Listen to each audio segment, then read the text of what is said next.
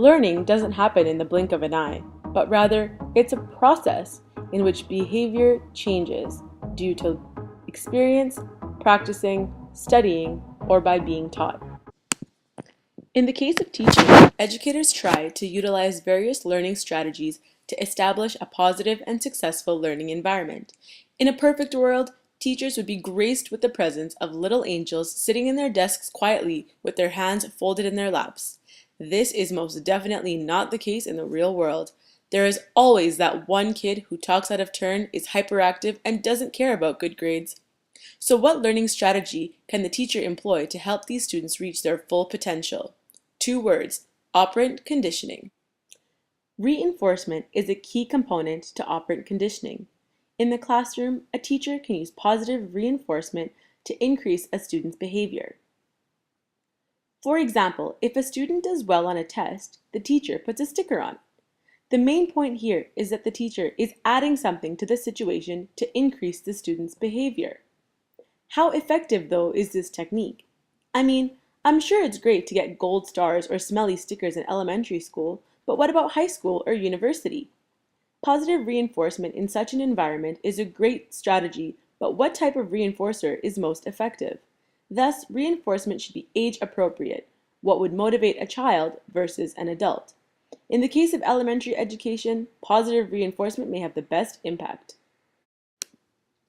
Listen up, teachers. If you want your students to be the best students they can be, and you want to bring out their full potential, very powerful positive reinforcers are activity reinforcers. Like the name suggests, these reinforcers would allow students to partake in preferred activities. Not that listening to the teacher talk the whole class isn't fun and exciting. Be sure to make your expectations clear so that they understand what is expected of them, and how the reinforcer, for example having recess start earlier, will only occur if good behavior is maintained. For example, the class consistently maintains 80% attendance. The trick here is to make it unexpected.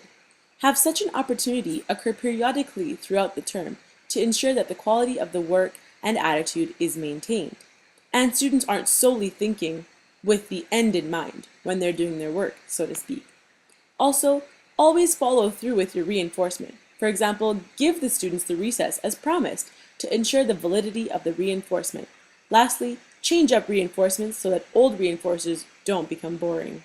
For example, have recess one time and extra computer time another. Now let's take a look at negative reinforcement in learning. Kind of like positive reinforcement, negative reinforcement doesn't mean that the reinforcement is unpleasant. It means that something is being removed from the situation. This means that negative reinforcement can be used to increase behavior. Have I confused you yet? I'll clear things up with a few simple definitions. Discriminative stimuli are determined to be stimuli that are associated with different consequences for behavior and are used in discriminative training in order to produce a difference in behavior in different situations. An operant response is produced when operant learning occurs, where the subject acts on their environment to change it. It is a behavior that is modifiable by its consequences. The probability of the response will either increase with reinforcement or decrease with punishment. Say a student acts out frequently in class, is never focused, and always ends up with a ton of homework. Then, by some miracle, the teacher notices that one day she no longer has a headache and the particular student is displaying good behavior. The teacher then rewards the student by not assigning him or her as much homework for that night. That, ladies and gentlemen, is an example of negative reinforcement. You see, the teacher is negatively reinforcing the student's good behavior by taking something away from the situation, which is homework.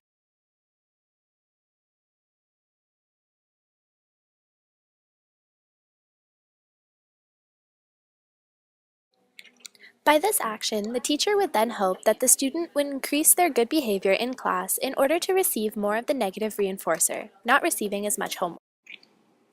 Negative reinforcement is an excellent tool to be used with university students. Getting good grades in university is really important for a lot of students, but can be hard to attain because of the strenuous workload. This can cause some students to neglect some of their courses and focus more on others. Therefore, having an opportunity for students to exempt a bad mark they received can be very effective. In this case, the reinforcer is removing a bad grade, an aversive stimulus, and the behavior can be maintaining a particular grade percentage throughout the semester or doing an extra credit assignment. This would motivate students to get the opportunity to remove that one grade that's standing in the way of them and that big fat A. If it's a course that the student hasn't put in 110% effort, such a negative reinforcer may change their work ethic. Also, having a reinforcer keeps the conditioning in relation to learning and creates a very positive and successful learning environment. As discussed, reinforcement is an effective way of trying to bring out the potential of students. A teacher can also influence the frequency of occurrence in a student's behavior through punishment. Punishment is used to decrease behavior. Let's start with positive punishment.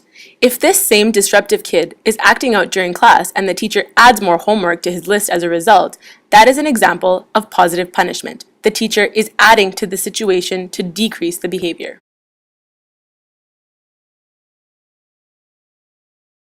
The effect and use of punishment varies across cultures. Take India for example. A shocking study that came out on March 2nd has shown that 99.86% of students surveyed across a myriad of schools in India have been subjected to physical and at times mental punishment. Examples of punishments exhibited included slapping the face, hitting the student with a stick, and the list goes on and on. Having such strong positive punishment can negatively impact the learning environment. Students may associate school with pain and do anything at all to avoid it. They may also become fearful of the teachers, and in essence, going to school may cause more harm than good.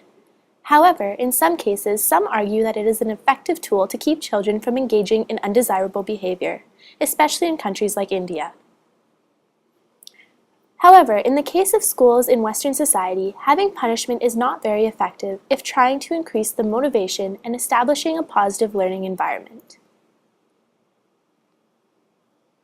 So keep it positive, reward good behavior, and always have room for improvement.